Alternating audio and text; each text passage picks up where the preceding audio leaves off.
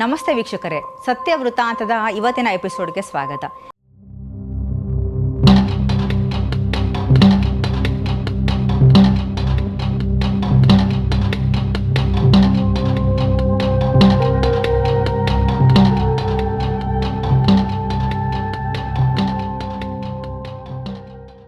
ಹಿಂದೆ ಪುರಾಣಗಳ ಕಾಲದಲ್ಲಿ ನಮ್ಮ ದೇಶದಲ್ಲಿ ಹಾರುವ ಪರ್ವತಗಳಿದ್ವು.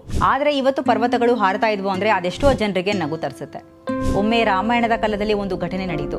ರಾಮಾಯಣದ ಸುಂದರಕಾಂಡದಲ್ಲಿ ಉಲ್ಲೇಖ ಆಗಿರುವಂತಹ ಪ್ರಕಾರ ಹನುಮಂತನು ಸೀತೆಯನ್ನು ಹುಡುಕ್ತಾ ಲಂಕೆಗೆ ಹಾರುವಾಗ ಸಮುದ್ರ ಮಧ್ಯದಲ್ಲಿ ಅವನಿಗೊಂದು ಸಮಸ್ಯೆ ಎದುರಾಯಿತು. ಇದ್ದಕ್ಕಿದ್ದ ಹಾಗೆ ನೀರಿನ ಆಳದಿಂದ ದೊಡ್ಡದಾಗಿರುವಂತಹ ಒಂದು ಪರ್ವತ ಮೇಲೇಳುತ್ತೆ. ಅದಕ್ಕೆ ದೈತ್ಯವಾದಂತಹ ರೆಕ್ಕೆ ಕೂಡ ಇತ್ತು. ಆಕಾಶದಲ್ಲಿ ಹಾರ್ತಾ ಇದ್ದಂತಹ ಹನುಮಂತನನ್ನು ತಡೀಬೇಕು ಅಂತ ಆ ಪರ್ವತ ಅವನನ್ನ ಅಡ್ಡ ಹಾಕತ್ತೆ. ಪರ್ವತ ಹಾರೋದನ್ನ ನೋಡಿ ಹನುಮಂತನಿಗೆ ಅಚ್ಚರಿ ಆಯಿತು.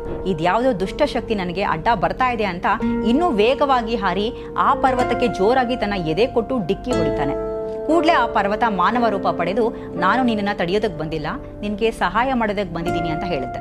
ಏಕಾಏಕಿ ಒಂದು ಪರ್ವತ ಹಾರಿ ಬಂದು ನಿನಗೆ ಸಹಾಯ ಮಾಡ್ತಾ ಇದ್ದೀನಿ ಅಂದಿದ್ದು ನೋಡಿ ಹನುಮಂತನಿಗೆ ಏನು ಹೇಳಬೇಕು ಅಂತ ಗೊತ್ತಾಗಲೇ ಇಲ್ಲ. ನೀನು ಯಾರು, ಯಾಕೆ ನನ್ನನ್ನು ಅಡ್ಡ ಹಾಕ್ತಾ ಇದೀಯಾ ಅಂತ ಕೇಳ್ದ. ಆ ಪರ್ವತದ ಹೆಸರು ಮೈನಕ. ಅದು ಹನುಮಂತನಿಗೆ ತಾನು ಯಾರು, ಯಾಕೆ ತಡೆದು ನಿಲ್ಲಿಸಿದ್ದೆ ಎಲ್ಲ ಕೂಡ ತಿಳಿಸುತ್ತೆ. ಆ ಪರ್ವತ ಹಾಗೆ ಮಾಡೋದಕ್ಕೆ ಒಂದು ಕಾರಣ ಕೂಡ ಇತ್ತು.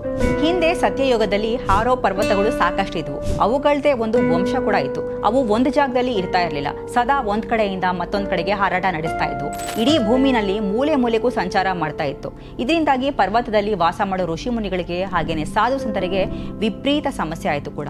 ಅವರು ಪರ್ವತಗಳಿಗೆ ಎಷ್ಟು ಕೇಳಿಕೊಂಡ್ರು ಅವರು ಹಾರಾಟ ಮಾತ್ರ ನಿಲ್ಲಿಸಲಿಲ್ಲ. ಅವರೆಲ್ಲ ಸೇರಿ ಇಂದ್ರದೇವರ ಪ್ರಾರ್ಥನೆಯನ್ನ ಮಾಡಿದ್ರು. ಪರ್ವತ ಹೀಗೆ ಹಾರಾಡ್ತಾ ಇದ್ರೆ ತುಂಬಾನೇ ಸಮಸ್ಯೆ ಆಗುತ್ತೆ, ನೀವೇ ನಮ್ಮನ್ನ ಕಾಪಾಡಿ ಅಂತ ಬೇಡ್ಕೊಂಡ್ರು. ಅವರ ಪ್ರಾರ್ಥನೆ ಕೇಳಿ ಇಂದ್ರದೇವ ಪ್ರತ್ಯಕ್ಷ ಆಗಿ ಪರ್ವತಗಳಿಗೆ ಬುದ್ಧಿ ಹೇಳೋ ಪ್ರಯತ್ನ ಮಾಡ್ತಾರೆ. ಇನ್ನು ಅವರು ಇಂದ್ರನ ಮಾತನ್ನು ಕೂಡ ಕೇಳದೇ ಇದ್ದಾಗ ಸಿಟ್ಟಾದ ಇಂದ್ರದೇವ ವಜ್ರಾಯುಧದಿಂದ ಎಲ್ಲಾ ಪರ್ವತದ ರೆಕ್ಕೆಗಳನ್ನ ಕತ್ತರಿಸಿದ್ರು. ನಿಮ್ಮ ವಂಶ ನಿರ್ನಾಮ ಆಗ್ಲಿ ಅಂತ ಶಾಪ ಕೂಡ ಕೊಟ್ಟರು. ಇದರಿಂದಾಗಿ ಹಾರೋ ಪರ್ವತಗಳು ಎಲ್ಲವೂ ಕೂಡ ತಮ್ಮ ರೆಕ್ಕೆಯನ್ನ ಕಳ್ಕೊಂತು. ಇನ್ನು ದೂರದಿಂದ ಇದನ್ನ ಗಮನಿಸಿ ತನ್ನ ಜೀವ ಉಳಿಸ್ಕೋಬೇಕು ಅಂತ ಭಯದಿಂದ ಒಂದು ಪರ್ವತ ತಪ್ಪಿಸ್ಕೊಳ್ಳೋ ಆಲೋಚನೆ ಮಾಡ್ತಾ ಇತ್ತು. ಅಷ್ಟರಲ್ಲಾಗ್ಲೇ ಅದು ಕೂಡ ಇಂದ್ರನ ಕಣ್ಣಿಗೆ ಬಿತ್ತು. ಅದರ ರೆಕ್ಕೆ ಕತ್ತರಿಸಬೇಕು ಅಂತ ಇಂದ್ರ ಅದರ ಹತ್ರ ಬಂದ್ರು. ಕೂಡಲೇ ವಾಯುದೇವ ಅದನ್ನ ರಕ್ಷಣೆ ಮಾಡೋದಕ್ಕೆ ತನ್ನ ಶಕ್ತಿಯನ್ನ ಬಳಸಿ ಆ ಪರ್ವತವನ್ನ ಎತ್ತಿ ದೂರದ ಸಮುದ್ರಕ್ಕೆ ಬಿಸಾಕಿದ್ರು. ಸಮುದ್ರಕ್ಕೆ ಬಿದ್ದ ಪರ್ವತ ನೀರಿನಾಳಕ್ಕೆ ಬಚ್ಚಿಟ್ಕೊಂಡು ಇಂದ್ರನಿಂದ ತಪ್ಪಿಸ್ಕೊಳ್ತು.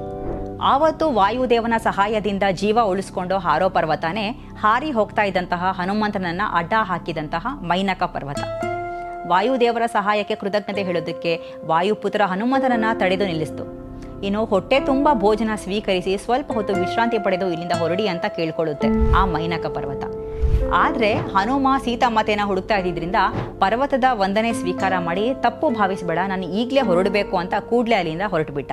ಹೀಗೆ ಮೈನಕ ಅನ್ನೋ ಹಾರೋ ಪರ್ವತ ರಾಮಾಯಣದಲ್ಲಿ ಕಂಡುಬಂತು. ಅಷ್ಟೇ ಅಲ್ಲದೆ ಹನುಮಂತನಿಗೆ ಕೃತಜ್ಞತೆ ಕೂಡ ಸಲ್ಲಿಸ್ತು. ಇನ್ನು ಇದಾಗಿತ್ತು ಇವತ್ತಿನ ಎಪಿಸೋಡ್. ಮತ್ತಷ್ಟು ಇಂಟ್ರೆಸ್ಟಿಂಗ್ ಎಪಿಸೋಡ್ಗಳಿಗಾಗಿ ನೋಡ್ತಾ ಇರಿ ಸತ್ಯ ವೃತ್ತಾಂತ.